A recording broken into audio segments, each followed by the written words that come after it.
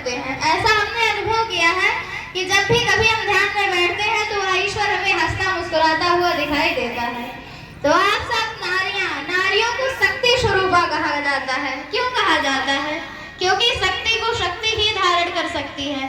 जब भी कोई शुभ काम होता है तो कलश की स्थापना की जाती है। चिंतन सही हो तो क्या होता है और यदि चिंतन खराब हो तो क्या होता है? जब हमारा चिंतन सही होता है तो विषम परिस्थितियों में भी हम अपनी पावनता नहीं खोते और दुनिया को स्वाभिमान होने की प्रेरणा देते हैं। और जौहर जैसी परिस्थितियां भी हमारे लिए हंसी खेल लगती हैं। और जब हम भक्ति पर आते हैं तो मीरा और शबरी बन जाते हैं। जब हम शक्ति पर आते हैं तो लक्ष्मीबाई बनते हैं। और हम यदि ज्ञान अर्जन करने पे आ जाएं तो गार्गी, घोषा, अपाला भी हम ही बनते हैं। और इस समय तो आप उस ईश्वर को बुलाने आए हैं तो आप साक्षात सबरी के स्वरूप हैं।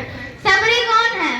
सबरी वो है जिसने जीवन भर अपने भगवान की प्रतीक्षा की। कैसे की? भाव से की। भाव और धैर्य, ये दो चीजें जब कहीं मिलती है तो वहाँ ईश्वर का आना तय होता है, आज आए या कल आए।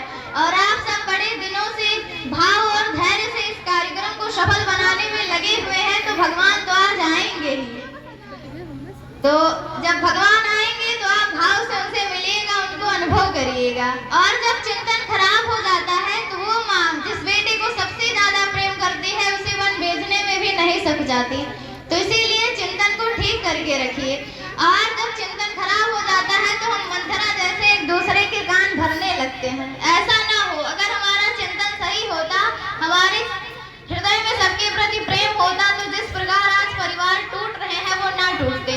और हम यहाँ एकजुट इसीलिए हुए हैं कि जो परिवार है उनको हम संगठित कर सके, लोगों में एकता का भाव ला सके। इसीलिए हुए हैं ना, क्योंकि गुरुदेव का नारा हम बदलेंगे युग बदलेगा।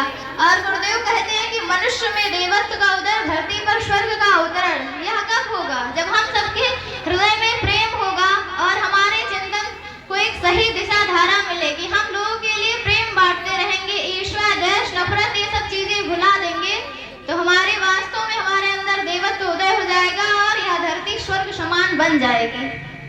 बन जाएगी या नहीं बनेगी?